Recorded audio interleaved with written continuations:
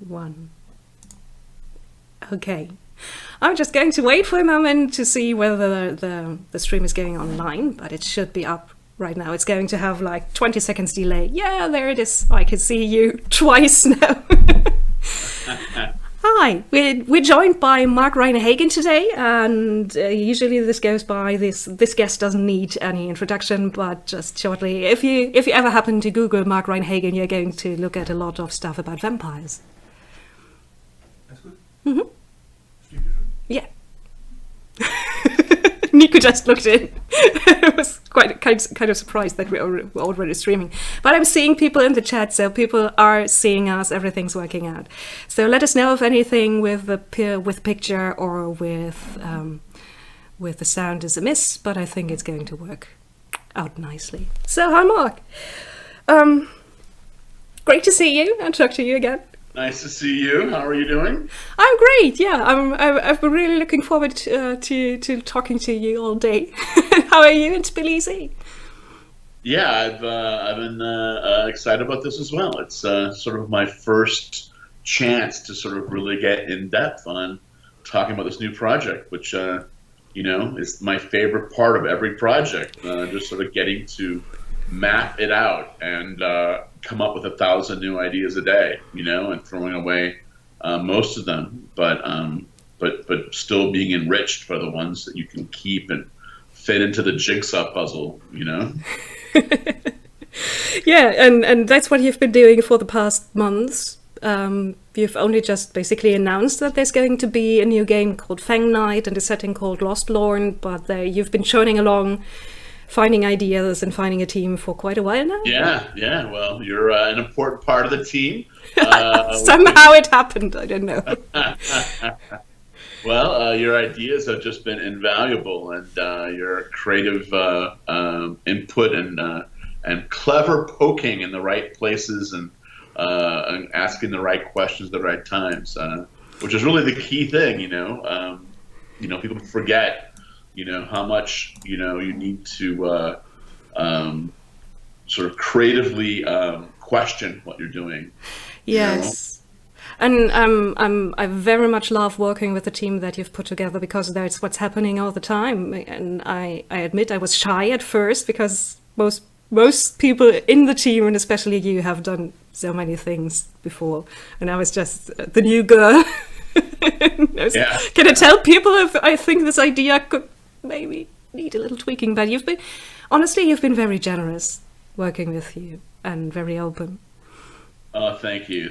Well, my my number one rule for myself is that ancient rule of kill your darlings, which is your favorite part of an idea, your favorite thing in a book, your favorite plot twist or character or place. Go ahead and kill it and see what happens, and don't be afraid to do that, because sometimes it opens up so much more. And I think that trains you to be really open to other people and their ideas. And then also, of course, we both come out of the role-playing world. And the beautiful thing about role-playing is it's intensely collaborative. Yeah. And so you have a storyteller, let's say, but you also have all the players, and you're telling the story, creating the world together, and I think that's we can't forget that, and we have to live up to our past and our ideals of the role-playing way. It's working out great so far. Let's get into the meat of the project. What is Fang Night, or what is the core idea behind the game? Okay, so LOSTLORN is the world, it's the setting. And Fang Night is the first of 5 games that'll be coming out. It'll be set in this world, and it's a fantasy horror vampire game. Fang Night is, and then we'll be doing other monster games as it goes along. So the next one will be probably werewolf, and there'll be a lick zombie type thing, and then 2 more. And but the difference is, of course, this is not the world of darkness. This is the fantasy world. Low magic but high mythic. Sort of Game of Thrones dialed up to 10. So it's still low magic, But what Game of Thrones proved is you can do realistic and low magic and still have these fantastical things and not lose that quality of the low magic and the realism.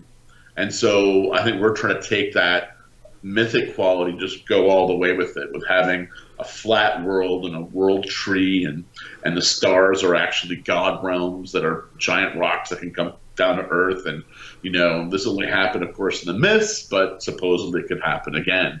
And so by doing this, I think we can create a really beautiful and evocative world that doesn't feel silly like so many cheap fantasy does. And I really don't like cheap fantasy that much, unless it's complete just silly and fun.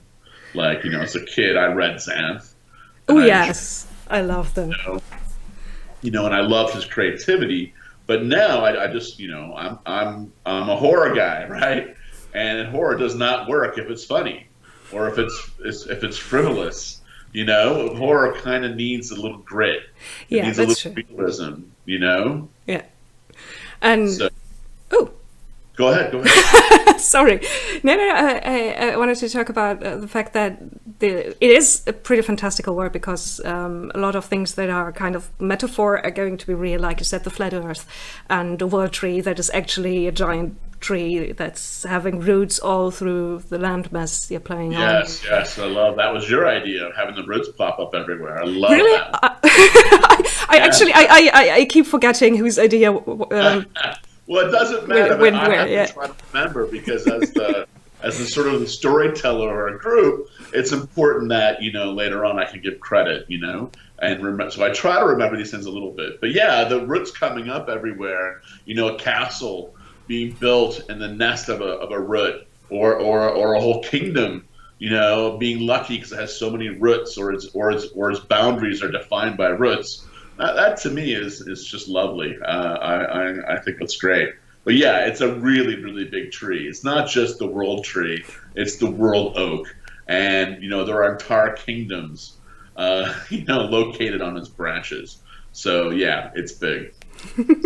Someone's asking whether this is going to be a system setting combination. So let's talk a little bit about the open gaming license deal of the whole thing. Well, I thought, should I make another game system? And I was like, no. What I want to do is focus on the setting and focus on the horror and focus on the characters and all of that. And so really the easiest way to do that is to take the game system that everyone basically knows. Right? Like, even if you don't know 5e, you still know Dungeons and Dragons. Simplify it in some key ways. Add a couple things here and there. Make the combat a little bit more interactive, but still, and make the whole system a little bit, in character creation, a little bit more storyteller. Like, we have dots. I mean, it's still gonna be D&D, but there are. Don't ask how, but I've already figured it out. It will have dots, which I think is kind of funny. Anyway, it's just a means to an end. It's not anything more than that. But I do actually like 5e. I think they did a great job, and I really admire the guys at Wizards of the Coast for what they did with it, because it's the first sort of version of D&D that I've actually run a campaign with since Advanced Dungeons and Dragons. I mean, it's been a long time, folks. Yeah. And I like it. It has changed a bit. It has become a little bit more storytelling-like, actually, in 5e, I think. A little bit easier, streamlined to actually tell something. I think the follow-up question is, can we play Castlevania with it? But there's a smiley, so probably. Okay, yeah, no. No, Castlevania.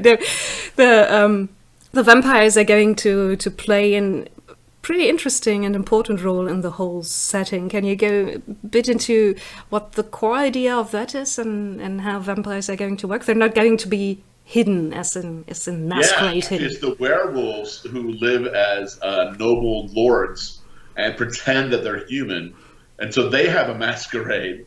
But the vampires are very much in the open. People know they exist, and they're part of the noble class because they perform a very important service.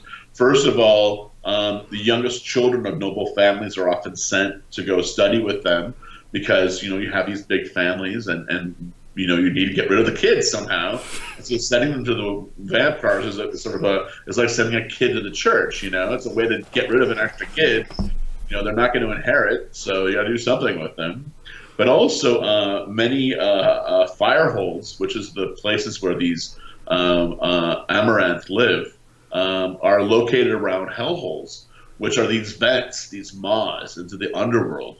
And in LOSTLORN, everything is quite literal. There are no parallel worlds. Heaven is not another place. They didn't have this concept in the medieval or ancient worlds at all. Okay, hell was straight up to them, and hell was straight down to them. Heaven was straight up, and that's the way it is in LOSTLORN. And so this vent is literally a portal to hell, and so they need protection from that because every once in a while, evil shit comes pouring out of that and attacks Earth, and so the vampires have sort of become the protectors. So a firehole is essentially an inside-out castle. It has outside walls as well, but its main fortifications are around the hellhole, and people come to them and basically pay a portion of the stuff they collect to go down there and explore it, and they can fight the different zombies and what they have there, or go deeper and actually go into the demon realms, so it's a whole setting. It's a whole part of the world down there that we'll be getting into in the 4th and 5th games. But as a dungeon type thing, it's something you can do right away. So you can play the game as sort of a dungeon type game if you want, or you can play it much more of a storyteller intrigue type game. It's really up to the players what they want to do. Yeah, because the fire holes they encompass this fighting aspect, keeping hell down there or going down into hell to fight. But there are also schools, and there are also places for people who don't really fit somewhere else in the world, for the weird and the strange people of the world. Yeah, it's Hogwarts for people who don't fit in. So if you are a leper, or you are someone who has a strange disease, or you have a strange curse in your family, everyone kind of knows a firehole is like the one place where you can be accepted. And so I think I love this aspect of the firehole, that it's sort of the place where the weird people like me can go and find a little place where maybe they'll fit in with the other weird people. There's questions about powers, and basically I think about what vampires will be able to do and how that's going to work. Yeah, the only spellcasters I'm thinking now, this could change, will be the vampires. So essentially they're like a type of wizard, but the magic system is different than D&D, and you have more flexibility with spells, and you certainly don't forget your spells when you use them or anything like that. It's a much more powerful thing. But the vampire, there'll be 7 different. We're calling them covens for now, but I think that's going to change. But they're different, lineages, and each one will have a different sort of specialty.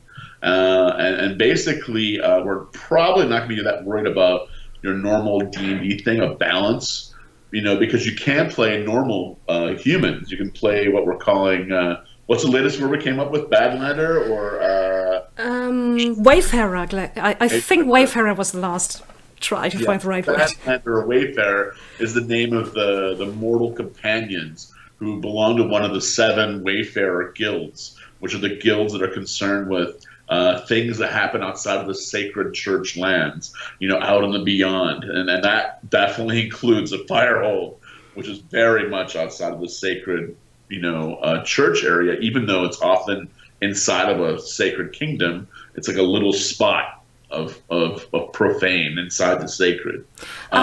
We should talk about sacred and profane. Yes. Because we're using the words now, and they're very much part of the whole concept, but I think we should explain them. Okay, yeah, sacred and the profane is sort of like the good and evil of this world, but it goes beyond that. I guess if you saw that it as an alignment chart, it would be sacred and profane, justice and mercy. But sacred is basically the sacred church, and they basically strive to chase magic away.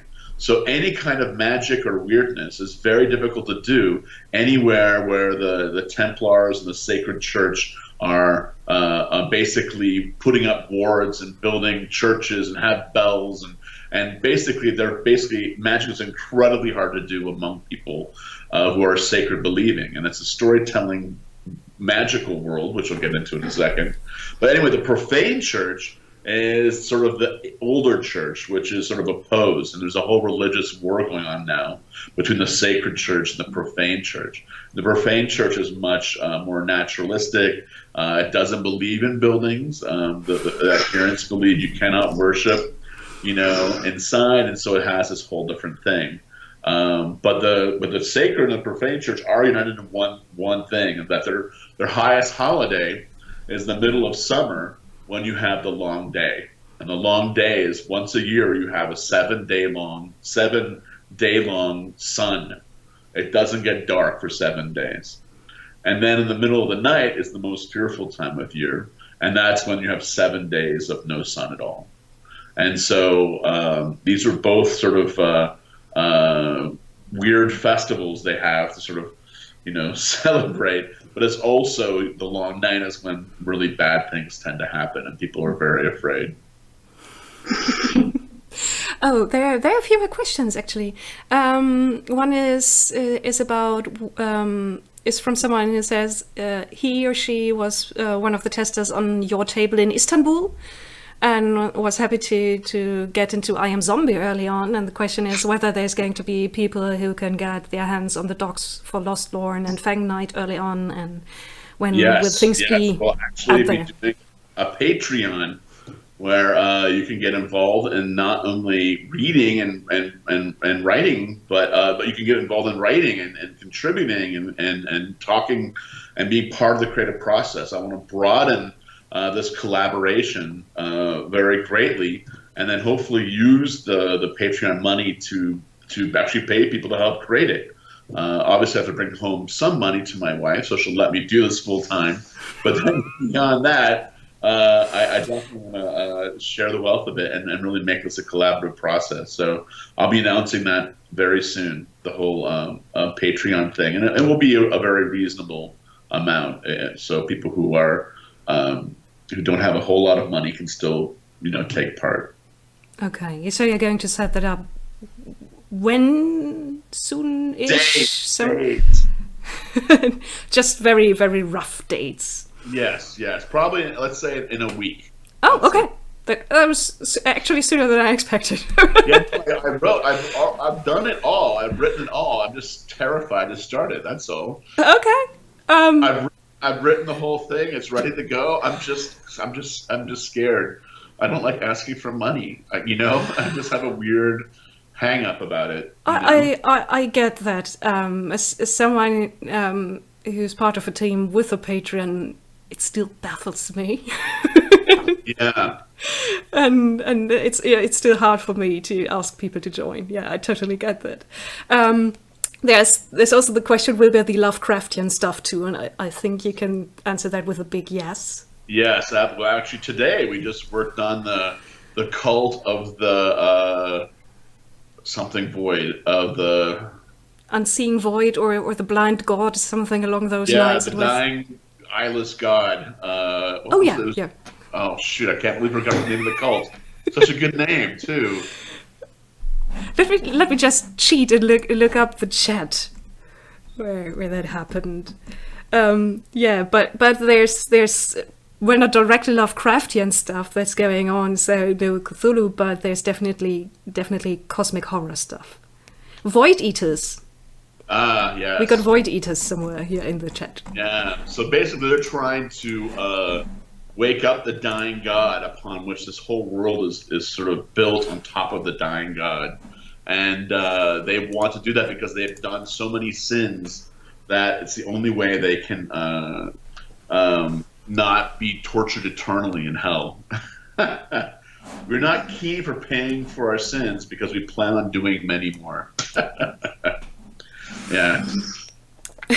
which is not very good motivation, but one I can at least understand for the big bands. Yeah, yeah, and I did love your idea about there's certain void tempest creatures you can't look at, because if you do, you will become as unreal as they are, and that there is a sort of a certain truly horrifying idea that, as you get on the outskirts of reality, that you will become unglued and unhinged and lose your sense of yourself, and eventually just sort of dissolve into the murk as they are. They're made up of different parts of things that sort of got too close to the god and became constituent parts, which to me is pretty terrifying. I don't know. Yeah, I like these kind of concepts that are just like that would make for an unusual horror film. Movie kind of thing, like never showing the monster, which some movies have done now, and it works out well. So, and of course, if you're writing a novel, which we are, you have to think about the TV show or the movie. I mean, you're immediately thinking about the TV show and the movie. No, I mean, honestly, from the day one of this whole project, I was thinking about how can this be a fantastic TV show, because I have a feeling that Amazon's $1 billion,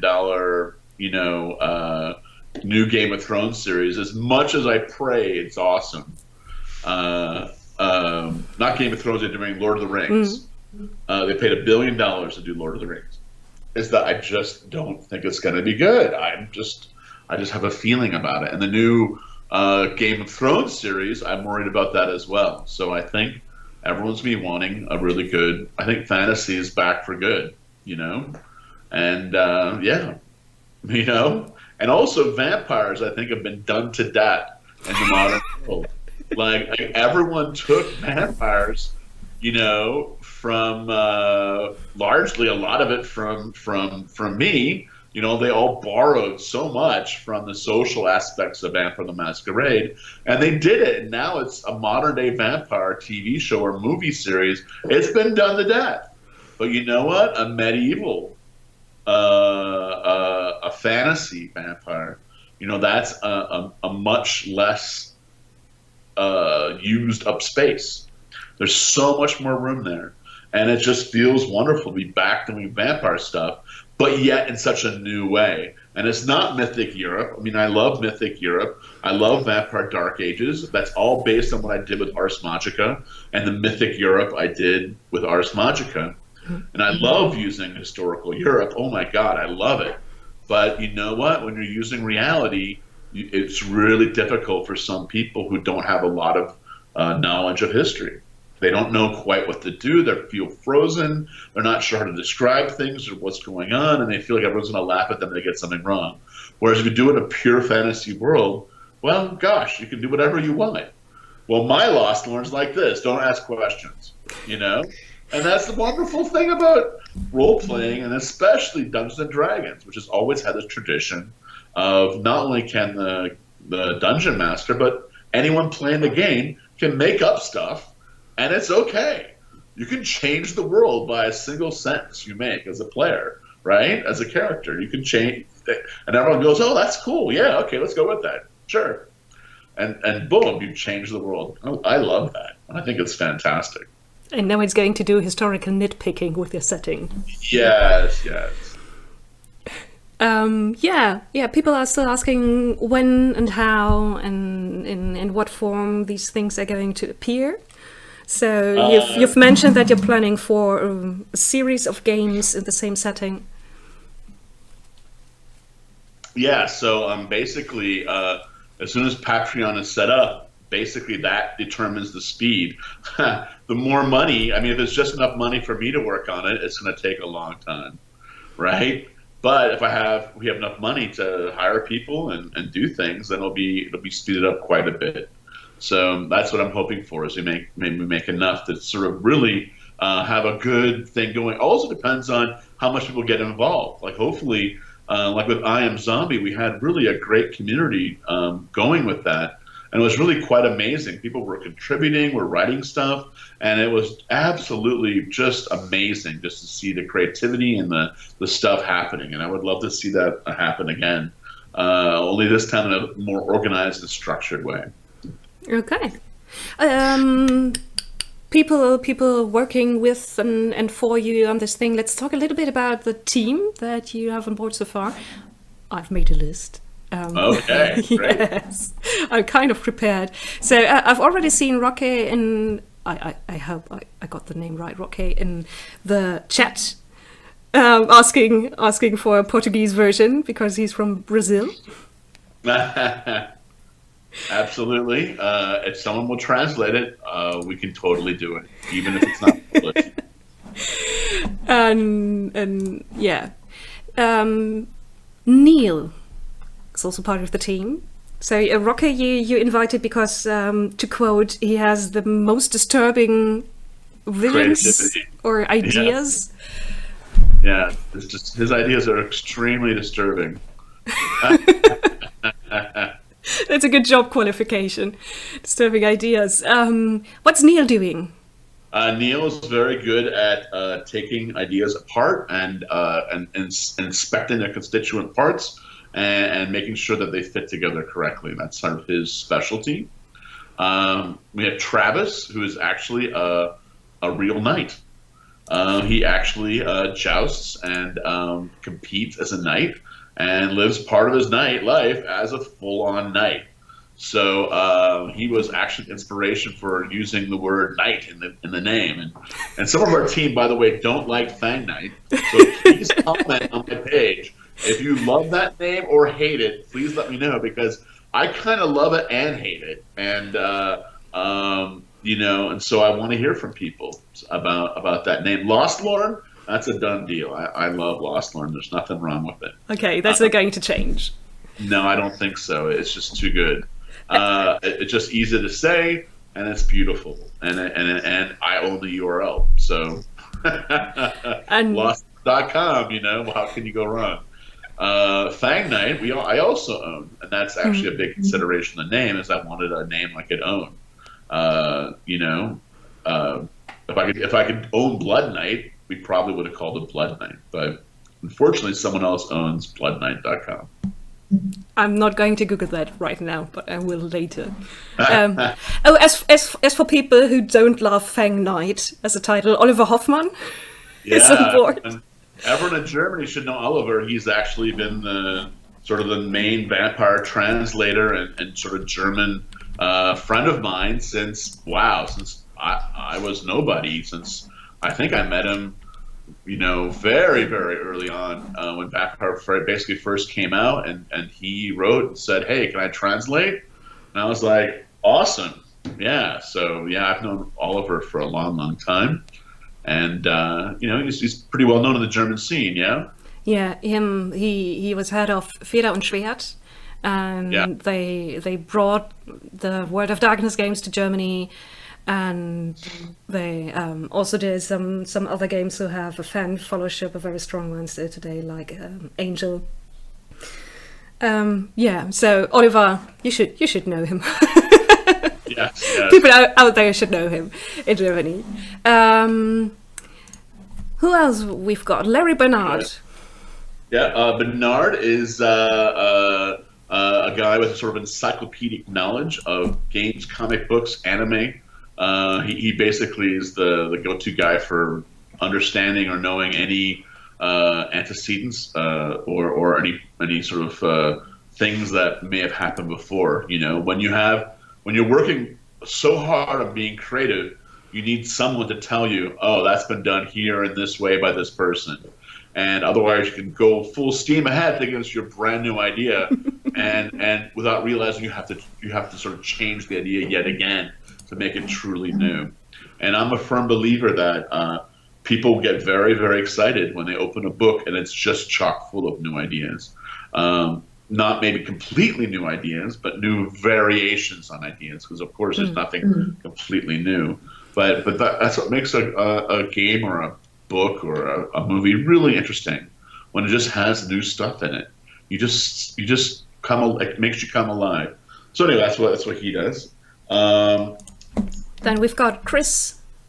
Oh God, Magistry. Yeah, Chris. he's our Italian game design pro. He knows mechanics and Vampire. And Dungeons and Dragons 5th edition very well.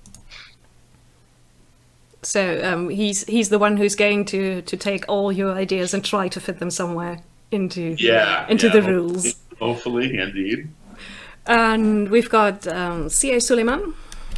Yeah, he has worked with me for a while. I know him, and he basically knows the history of role playing quite well, especially the history of role playing I missed because I kind of left the industry for a while. So he's been useful that way. And then we have Mark Kelly, who is should be known to most people. He's sort of the art director of Make Believe Games, and he does a lot of art for Vampire and a lot of different companies. And he just had a fantastic Kickstarter with his dice, his art deck with dice. Yeah. So he brings some fantastic skills. So. And then hopefully we're going to expand this list, and we're going to have a lot more people as it goes along. Hopefully, we also have Seth Blevins and John Bonar in the chat. This has been mostly a very confusing and very long chat discussion. The work it's been done so far. Yes. John is a computer expert. Does a lot of stuff with. We need with that, and Seth is sort of general advice. So, yeah, and then there's me. So we said it at the beginning of this. This is not going to be an objective interview in any kind of way because we're working on this together, and we're going forward with this together. And I'm really hoping that everything works out because I actually really love working with you. It was a great experience the last few months, batching ideas back and forth and chiming in with new stuff. Yeah. This is probably my favorite thing to do in the world. Is to just dig down so deep and just try to create something that is new. It's just incredibly fun. So thank you for being part of it. It's been great. Yeah, honestly. I think we're going to come up with something absolutely astounding. I really do. Like this, I haven't really seen anything like this before. Well, thank you so much for asking me to be on the team and how that developed. It was a great surprise for me, and I'm very happy to be on the staff, so to say. Well, yes. We thought we'd do like half an hour. Just a nice little snippet with the basic ideas of what is going to happen with LOSTLORN and with Fang Night. So if there are no burning questions left in the chat, we're going to end this rather soon. But I'm trying to get you over here to Germany for two reasons. First, you realized you've never seen Oliver's collection of fine spirits. Oh my goodness, I'm so excited. He literally said, folks, I can't buy any more because I would never be able to drink what I have in my lifetime. Mm-hmm. Which to me is like, wow. And and I'd love to just get you in front of a real camera, not just a webcam, and talk about this a lot more. And if you're up to it, do a little actual play session and look at how LOSTLORN works out. Because you've done test plays already with LOSTLORN and with the rule set as it is so far, and several other people on the team have done so too, right? Yeah. I'm actually playing with my kids. Okay. It would be good to play with adults. Kids are great because you make sure the rules are simple enough, right, that anyone can understand them. And my kids are on the younger side, so it's great though. Yeah, and it also tells a bit about. There were questions about how much horror, how much darkness and grit there's going to be. There is going to be some, but it's going to be also. I think your idea was to also invite younger players to take a look at it. Yeah, I'm thinking that people will be able to dial it up or down either towards fantasy and adventure or more towards horror, and then also towards, adventure or intrigue, or sort of very mature themes or less mature themes. So right now it looks like there'll be 2 different books. One will be the LOSTLORN Codex, which will be completely written in character as if it was written by a sage seer who works at Sliving Maw Firehold, and he's giving these youngsters a book to explain the world to them. And so it's written, by someone in the world, about the world, and it may have some more mature stuff in it, right?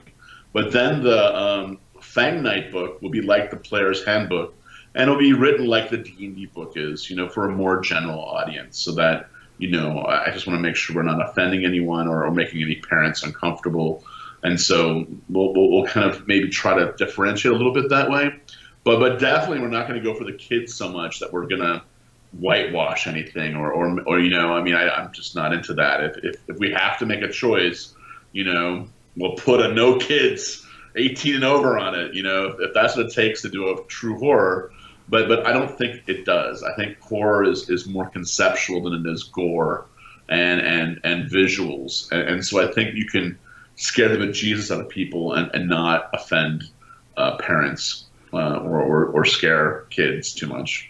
Yeah, and I think in the first GDD, the game developers document that you shared in the group, it was that it's not kids, it's more like young adult, the section of that's going to be also of interest. Kids for the most part will probably not be playing this, but we may at some point come up with a specific kids version.